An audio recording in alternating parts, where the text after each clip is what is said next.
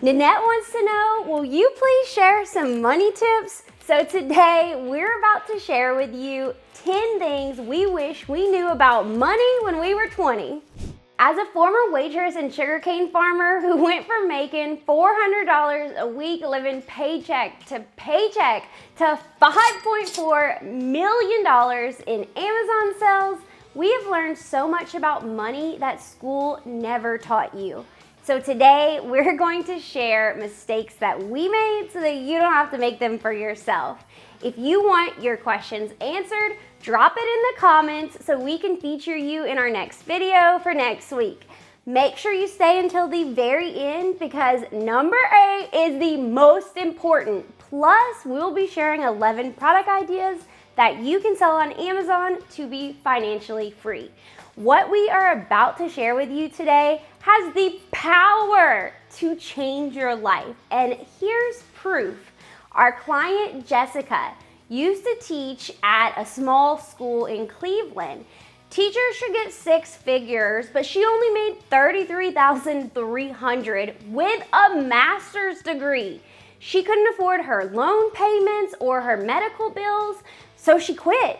In her first 3 months selling on Amazon, she's already grossed 1/3 of her annual teaching salary. Jessica is proof you have the power to change your financial situation.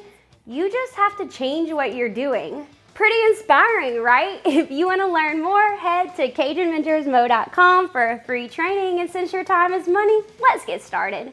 If you feel like you have to spend money to impress the people that you're hanging out with, then you're probably hanging out with the wrong kind of people. Materialistic people who judge you for the clothes you wear, or the car you drive, or the freaking house you live in.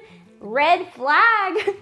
You need to make sure that you hang out with better people. One day you might not have those fancy clothes or things, and you know what? You want friends who won't ditch you over such stupid things that don't really matter.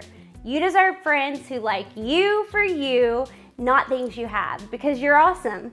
If you want to quit worrying about that money, comment, "I'm gonna be rich." If you want to quit trading your time for money, please hit that thumbs up. And if you want to bless people you love with things that they could never afford to give to you, help us out, please, and help yourself out. Turn on those notifications so you never miss out. If you can't buy it twice, you can't afford it. Just put that in your brain. Quit living above your means. You don't need a car that costs half your annual salary. That's just crazy, y'all. A $30,000 car will get you to the same place that a $70,000 car will get you. It won't even save you any time. But when you live above your means, no matter how much money you make, you will never be financially free because you will always overspend. Can you tell us more about when you were broke? It would really help to know how you escaped that lifestyle. Well, I could tell you I've been broke way longer than I have had money. Growing up, I was bullied for the trailer that I lived in and the clothes that I wore. Whatever phase my older sister went through, me and my 2 little sisters were going through it next. I wanted to wear hot pink clothes, be kind of sassy, but I was gothic for a few years and not by choice. One day I just woke up and decided I don't want to be stressed about money anymore. So I decided to start a side hustle, and I just started with what I had, which was books in my house. I sold the first one for $19.99 and I made $7. So I took that money to Goodwill and bought more books. Then I asked people for books they didn't want, and I even went to garage sales and asked people for their leftovers. When you get poor, you have to be real creative. I turned nothing into $7, then $7 into $20, then $50, and I just kept on doing it until we hit 5.4 million in sales. You have to quit making excuses and start with what you have. Let us know in the comments if you have a safety net. You need a safety net. Why? Because what if a pandemic happens again? What if you lose your job? What if your life completely changes, God forbid, and you desperately need that money? What are you gonna do? You need to take a percentage out of every payment that you get and put it in a safety net. We take 20% out every payment and put it in our, oh, not that again fund. Why? You know, it all happens to all of us. What if we go back down into lockdown and never work again? I want to know that I'll be okay, and I hope you do too. You have to pick your partner wisely, y'all, because if you're not careful, they could financially destroy your life. Finances is the #1 reason people get divorced. They're not all loyal like Cajun here. So you want to make sure you're on the same page from the very beginning. I saw it with my own parents. One was competing with the Joneses and the other one just couldn't budget to save her life. So the end of the month always came way too soon.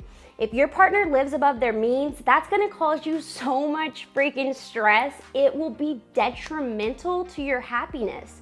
It ain't worth it. Find you a partner who is tight with their money and doesn't try to control yours. Okay, y'all, have y'all ever heard of the poor tax?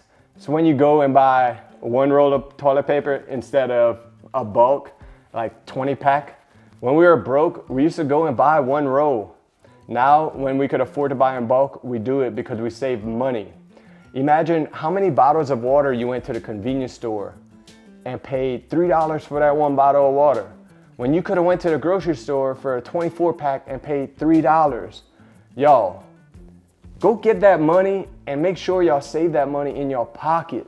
Read this book, Rich Dad, Poor Dad. It taught me everything I know about money. And what I learned is don't save what you have after spending. You want to spend what you have after saving. You got to save that money so you can invest it, baby. Treat saving and investing like the first bill you have to pay. We use high interest accounts that make us thousands every single month in free money. Head to nerdwallet.com and see which one has the current best interest rate. Never leave big money in banks that don't pay you. Put your recurring payments on your credit card. Why? Because you look at your statement every month. You're probably paying for things you don't even use.